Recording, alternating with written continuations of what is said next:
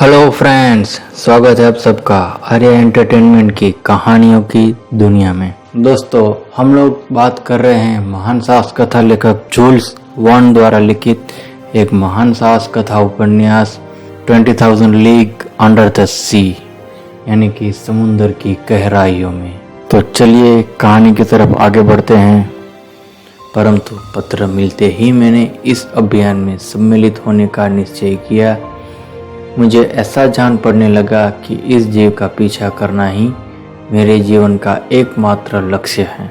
मैं अभी अभी सफर से थका वापस आया था और उस थकान को दूर करने के लिए आराम कर रहा था।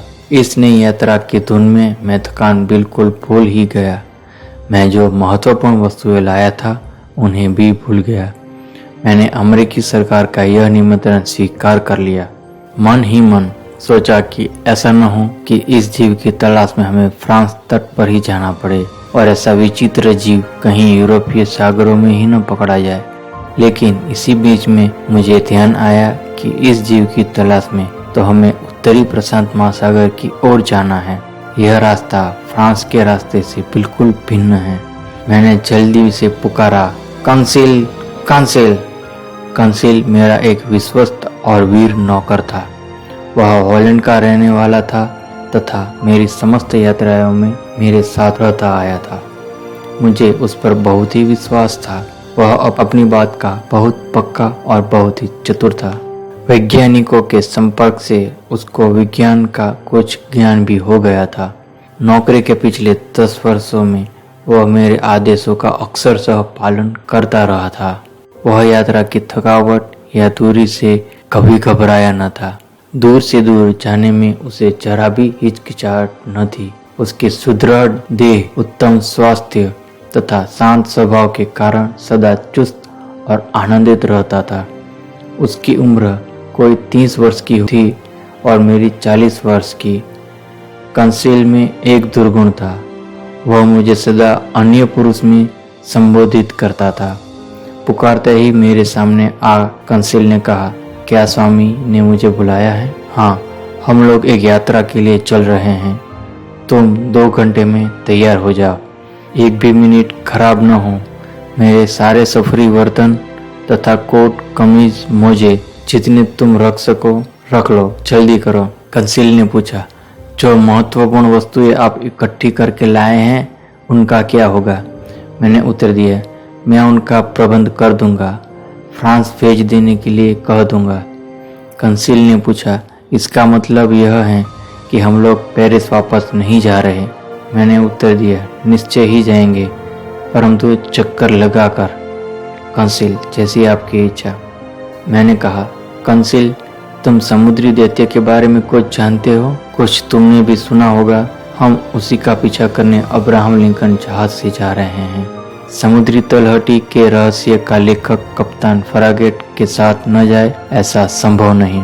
कितना आकर्षक उद्देश्य है, पर उतना ही खतरनाक भी।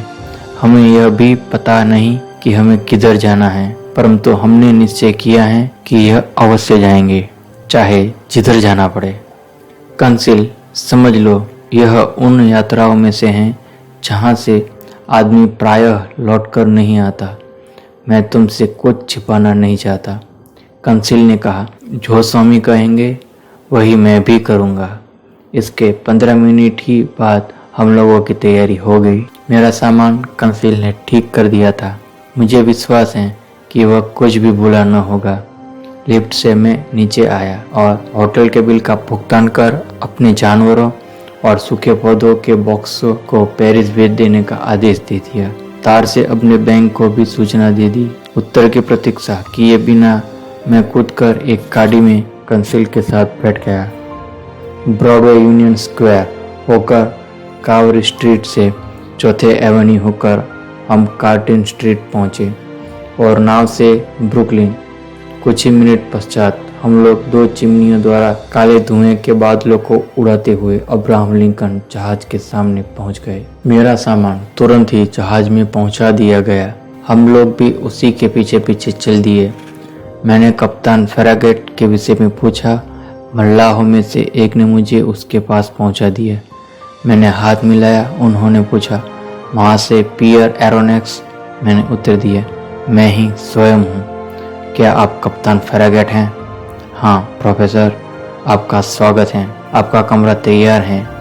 मैं कप्तान से विदा ले अपने कमरे की ओर चल दिया। अब्राहम लिंकन इस यात्रा के लिए खूब सुसज्जित था। इसमें गर्मी पैदा करने वाला यंत्र भी लगा था। चाल भी काफ़ी तेज थी। 18 मील प्रति घंटे यात्रा करना साधारण बात थी।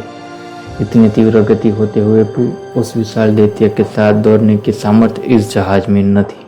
जहाज के अंदर का प्रबंध समुद्री परिस्थितियों के अनुसार था। मेरी कोठरी अलग थी तथा नौकरों के कमरे की तरफ खुलती थी। इस कोठरी में मुझे पूर्ण संतोष हुआ। मैंने कंसिल से कहा, यहाँ हम लोगों को काफ़ी आराम मिलेगा।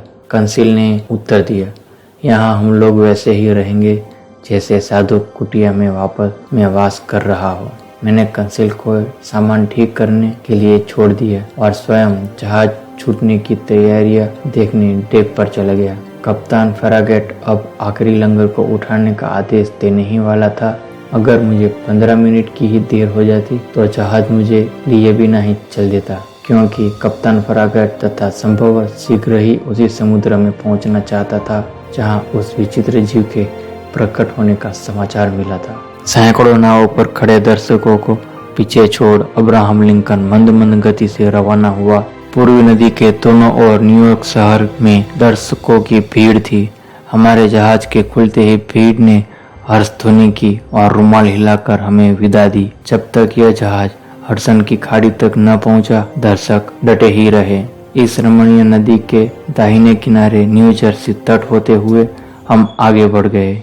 ज्यों ही जहाज 2 सरकारी किलों के बीच पहुंचा, वहां की बड़ी बड़ी तोपों ने गर्जन कर सलामी दी। इस जहाज ने अपना अमेरिकी झंडा 3 बार फहराकर प्रत्युत्तर दिया और धीरे धीरे अपनी चाल बढ़ाई। न्यूयॉर्क चैनल के फाटक तक, जहां पर 2 तेज रोशनियां न्यूयॉर्क का रास्ता बता रही थी, साथ में आई हुई नौकाएं लौट गई। इस समय शाम के 3 बजे थे। जहाज के मल्लाह अपने अपने काम पर लग गए तथा उसकी चाल और तेज हो गई। अब जहाज लांग द्वीप के किनारे पहुंच गया था।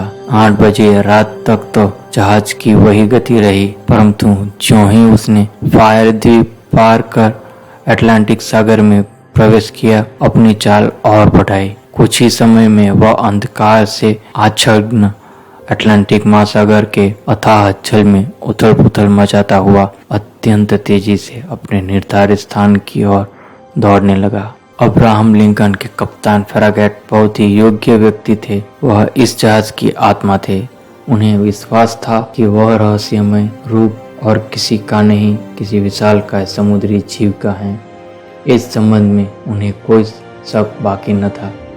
उन्हें इस जीव के अस्तित्व में उतना ही विश्वास था जितना किसी साधारण व्यक्ति का बिना देखे विश्वास के आधार पर ही भगवान के अस्तित्व पर होता है।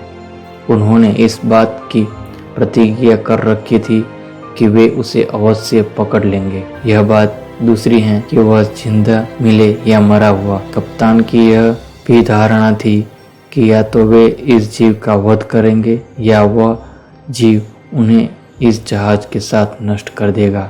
उनके साथी खलासियों तथा अफसरों का भी यही निश्चय था।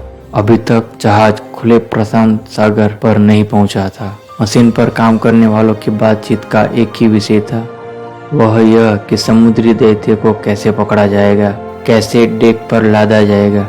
विभिन्न कल्पनाएं की जा रही थी।